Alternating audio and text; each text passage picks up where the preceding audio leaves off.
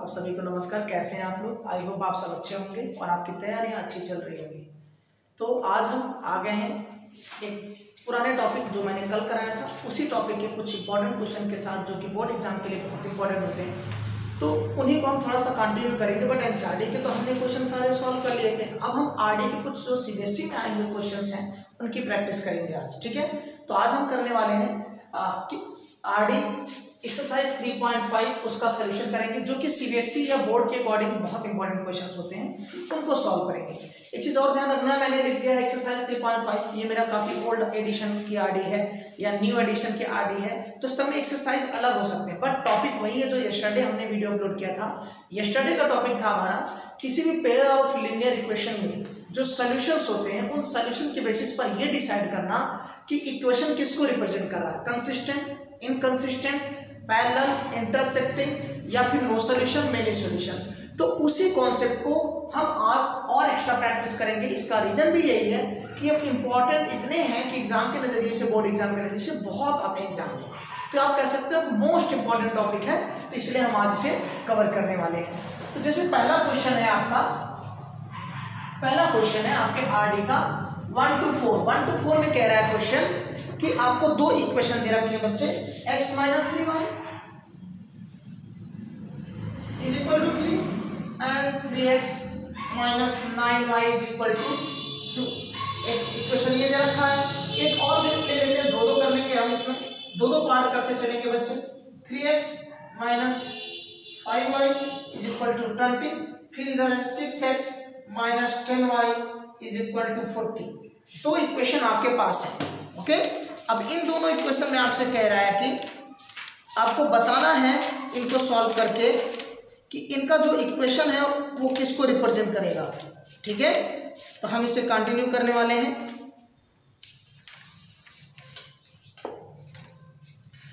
तो कह रहा है मेनी सॉल्यूशन, नो सॉल्यूशन या फिर आपका जो है यूनिक सॉल्यूशन, किसको रिप्रेजेंट कर रहा है। तो किसी भी सॉल्यूशन को चेक करने से पहले आपको क्या निकालना पड़ता है, a1/a2, b1/b2। तो देखिए a1/a2 की बात करते हैं, अगर हम a1/a2 की बात करते हैं तो value of a1 is not given, दिखे सेम तो आपके पास गिवन तो 1 लेंगे। ऑलवेज अगर किसी की वैल्यू नहीं गिवन होगी कोएफिशिएंट की तो 1 लेते हैं। तो a1 1/3 कॉमा b1/b2, तो b1 की वैल्यू है बेटे -3 और b2 की वैल्यू है -9, ये हो जाएगा 1/3 प्लस का। अगेन c1/c2, तो वैल्यू ऑफ c1 इज 3। आप इस साइड लाते तो भी माइनस होता और ये दोनों माइनस होते, तो अगेन क्या हो जाता बच्चे प्लस, तो कोई फर्क नहीं पड़ेगा 3/2। तो यहां से आपको क्लियर क्या हो रहा है, तो देखो आप लिख सकते हैं here a1/a2 is equal to b1/b2 does not equal to c1/c2। Clear, यानी आपका क्वेश्चन है कि a1/a2 equal b1/b2, but c1 और c2 इक्वल नहीं हो रहे हैं। ठीक है, इसलिए अब आप देखिए कल आपको कंडीशन बताई थी, 3 कंडीशन थी। अगर ये आपका इक्वल नहीं हो रहा है, किसका कंडीशन हो जाएगा जी? ठीक है, नो सॉल्यूशन का हो सकता है, मेनी सॉल्यूशन इसमें नहीं होंगे, नो सॉल्यूशन की कंडीशन होगी ये। ठीक है, तो ये किसको रिप्रेजेंट करने वाला है, तो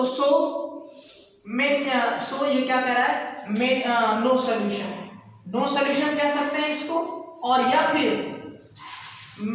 पैरेलल लाइन को प्रेजेंट करेगा, यानी इसके कोई सॉल्यूशन नहीं होंगे।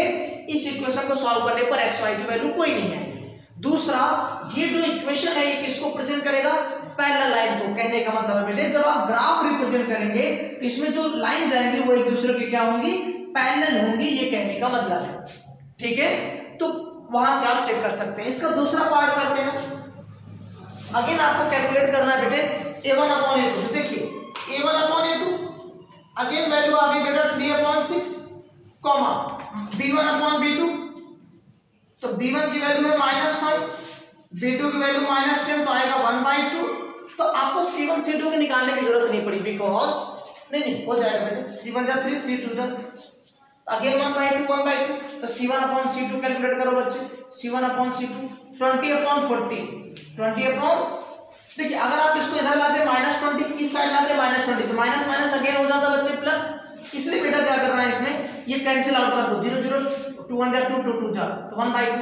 देखिए a1/a2 1/2, b1/b2 also 1/2 और minus minus plus c1/c2 also 1/2 means here a1/a2 is equal to b1/b2 is equal to c1/c2।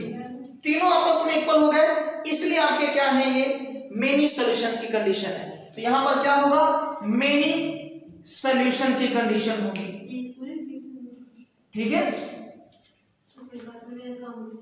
तो इस तरीके से आप यहां पे कैलकुलेट कर सकते हैं कि आपका जो सॉल्यूशन हो इक्वेशन है किसको रिप्रेजेंट कर रहा है, और वो इक्वेशन जो है पैरेलल लाइन की को रिप्रेजेंट करेगा या इंटरसेक्टिंग करेगा, तो ये भी आप आसानी से कवर कर सकते हैं। ओके, तो अब आते हैं इसके क्वेश्चन 2 पर।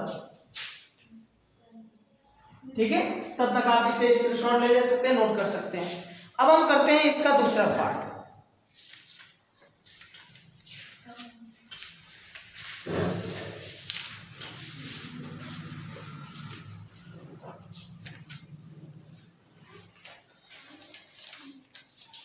मैंने आपको ऑलरेडी कहा था ये टाइप 1 में था, ये किस में था जी, टाइप 1, जो कि यस्टरडे भी मैंने बताया था।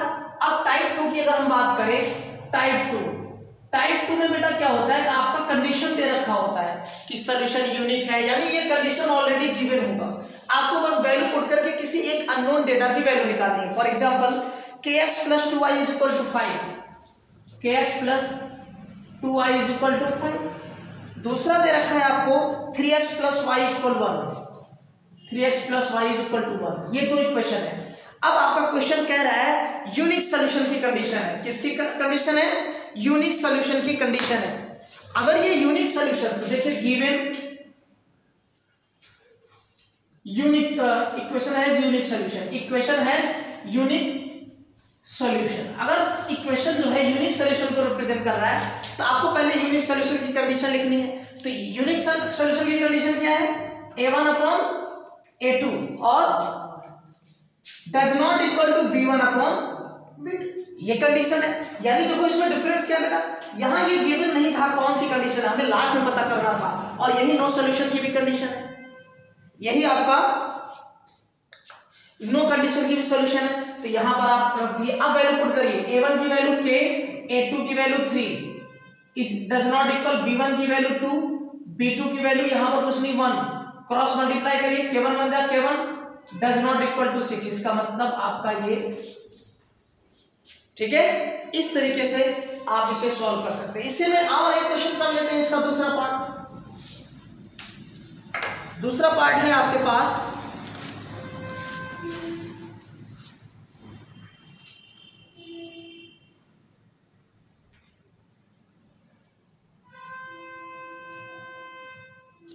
4x + ky = 4x + ky = 8, and second है आपका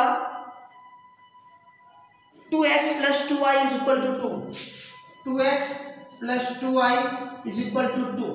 तो अगर माइनस ले लेते हैं, माइनस दिया है दोनों, हम अब इसे सॉल्व करेंगे। ठीक है, आइए, अगर इस माइनस को इस साइड लाते तो प्लस होता, बात एक ही है। अगेन आप a1/a2 कैलकुलेट करो, तो a1 की वैल्यू 4 / 2, b1/b2 बच्चा तो होगा k/2 बेटे, एंड c1/c, सॉरी इस बार भी कंडीशन दे रखी है बेटे, क्या, यूनिक। तो आप रखेंगे a1/a2 does not equal b1/b2, a1 की वैल्यू है 4, a2 की value 2, does not equal b1 की वैल्यू k, b2 की वैल्यू 2, 2 2, अच्छा 2 4 जा 8, does not equal 2k, k से कट कर दो 4, सॉल्व हो गया। ओके, तो इस तरीके से क्वेश्चन सॉल्व होते हैं। बट इसमें थोड़ा सा जो सीबीएसई में क्वेश्चन समटाइम देता है, वो कैलकुलेशन थोड़ा सा लॉन्ग देता है, हम उस टाइप के क्वेश्चन सब करने वाले हैं। ये टाइप 1 टाइप 2 कल मैंने डिटेल में एक्सप्लेन कर दिया था, आप वहां देख सकते हैं लास्ट में यस्टरडे वीडियो में। अब हम इसके थोड़ा सा लॉन्ग क्वेश्चंस करने वाले हैं कि कैसे होगा। जैसे फॉर एग्जांपल आपका एक इक्वेशन है 2x + 3y = 7, a + b 9 and p plus Q x plus 2p minus Q y equal 3 in the bracket p plus Q plus 1। ये आपका क्वेश्चन है और आपके पास गिवन क्या है जरा देखते हैं। गिवन है इसमें इनफाइनाइट नंबर ऑफ सॉल्यूशन, यानी आपका कंडीशन है इसमें इनफाइनाइट नंबर ऑफ सॉल्यूशंस आपके क्वेश्चन में है। ठीक है, तो अब देखिए इनफाइनाइट नंबर ऑफ सॉल्यूशन की कंडीशन बताएं। पता होगा ना चाहिए आपको a1 upon a2 is equal to b1 upon b2 is equal to c1 upon. Okay बच्चों, तो ये आपका क्या है कंडीशन इनफाइनाइट नंबर सॉल्यूशन का, तो यानी ये भी टाइप 2 का है क्योंकि कंडीशन दे रखी है। अब आप वैल्यू पुट करिए। x का कोफिशिएंट a होता है a1, तो यहां 2 आपका x का a2 p प्लस q, इस x का कोफिशिएंट a2 होगा। अगेन b1 का कोफिशिएंट 3, b2 का हो गया 2p माइनस q। ओके, और c1 और c2 की बात करें तो ये 9 और ये 3 in the bracket p plus q plus 1। Okay, अब आप देखें अगर आप इन्हें सॉल्व करते हैं दीज थ्री वैल्यूज आपस में इक्वल है टर्म्स, तो आप पहले ये दो लेंगे तो वहां से एक इक्वेशन आएगा। देखो इन दोनों को लेने पर 2 का डायरेक्ट करो, 2 2 जा 4p, 2 1 जा 2p q, फिर 3 का करिए 3p, 3 1 जा 3q। आप इस q को उस साइड ले जाइए तो देखिए 3q और ये इस साइड आके प्लस होगा प्लस 2q, अगेन 4p है और इसको इस साइड लो बचे माइनस 3, तो p बचेगा 1 राइट करने की जरूरत नहीं पड़ेगी आपको, 1 अंडरस्टूड है, p की वैल्यू आ गई 5q। बट ये एग्जैक्ट वैल्यू नहीं है, तो रिलेशन आया। अब आप इन दोनों को ले लीजिए या फिर आपकी मर्जी इन दोनों को भी ले सकते हैं, हम पहले इन दोनों को लेते हैं। तो देखिए यहाँ, अच्छा इसे रफ कर लेते हैं। देखिए आप यहां करते हैं, क्लियर दिखेगा आपको। ओके, अब हम इन दोनों को लेने वाले हैं। देखिए 3 upon 2p minus q is equal to 9 upon 3p plus q plus 1। Okay, अब आप क्या करिए क्रॉस मल्टीप्लाई करिए, या फिर 3 1 जा 3, 3 3 जा 9, तो 3 का इस साइड होगा और 3 का इसमें, तो 3 का p में 3p, 3 का q में 3q, 3 1 जा 3, ये हो गया। अब अगेन इसका इसमें करें 3 2 जा 6p, 3 9 1 जा 3q, 3 1 जा 3q, 3 2 जा 6p। अब आप देखो ये pq एक साइड लाइए सारे, देखो 3p ये इस साइड आके minus 6p, again plus 3q और ये भी इस साइड आके प्लस 3q, बट ये प्लस है दूसरी साइड जाएगा आरएचएस में तो माइनस होगा। ये सॉल्व होकर 6q हो गया, ये सॉल्व होकर माइनस 3p हो गया, between plus is equal to minus 3। But equation 1 में एक टर्म्स रिलेशन आया बच्चे, p की वैल्यू रखनी है 5, तो 5q हमने यहां पर p की वैल्यू पुट कर दी, तो ये क्या पहले से 6q इक्वल माइनस 3, 3 5 जा 15, माइनस 15 और 6, तो 9 6 15 होता है तो minus 9q equal minus minus minus cancel, तो q इक्वल आ गया बेटे 3/9 मतलब 1/3। तो दो आंसर हो गए p और q के। यानी इस तरीके के क्वेश्चंस में पहले से आपको क्लियर हो जाना चाहिए बेटे कि जब एक से ज्यादा रिलेशन दे रहा है इसमें तो मींस एक रिलेशन यहां से आएगा, जब दूसरे को इक्वल लोगे तो वहां आएगा, लेकिन वहां पर अगेन ये रिलेशन की वैल्यू पुट कर दो, रिप्लेस कर दो, तो आपका आंसर प्रॉपर्ली आ जाता है। ओके, अगेन एक क्वेश्चन और करते हैं बिगर, थोड़ा सा लॉन्ग कैलकुलेशन का।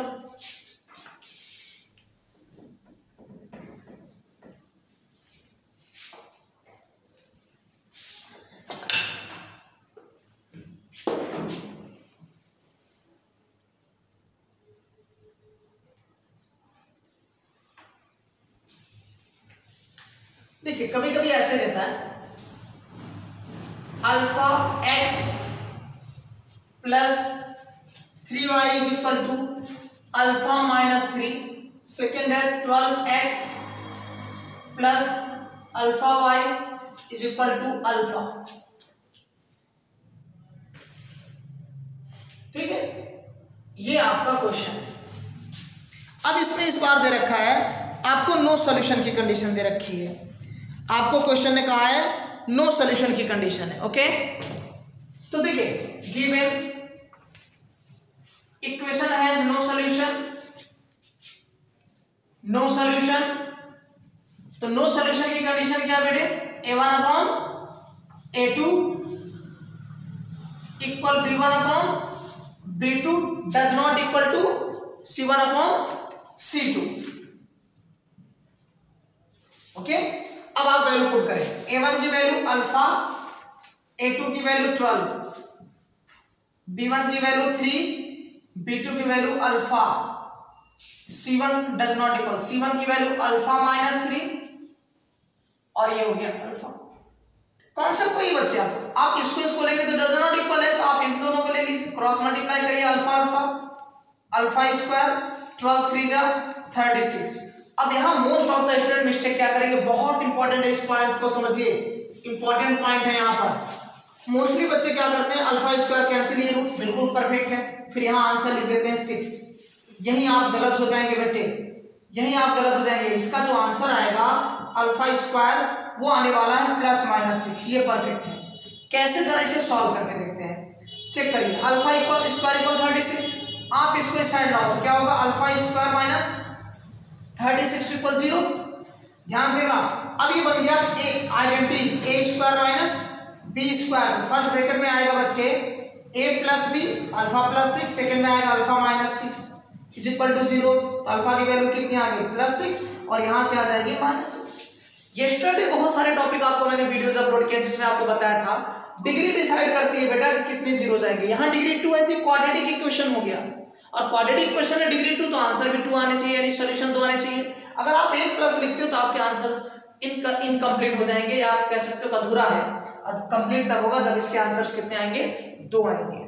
क्लियर? तो इस तरीके से आप जो है इन क्वेश्चंस को सॉल्व कर सकते हैं, और इस तरीके से आपका आज ये चैप्टर के मोस्ट इंपॉर्टेंट टॉपिक्स कवर हो गए। ठीक है, तो मेहनत करते रहिए, फोकस रहिए अपने लक्ष्य को लेकर के। आज के लिए गुड डे।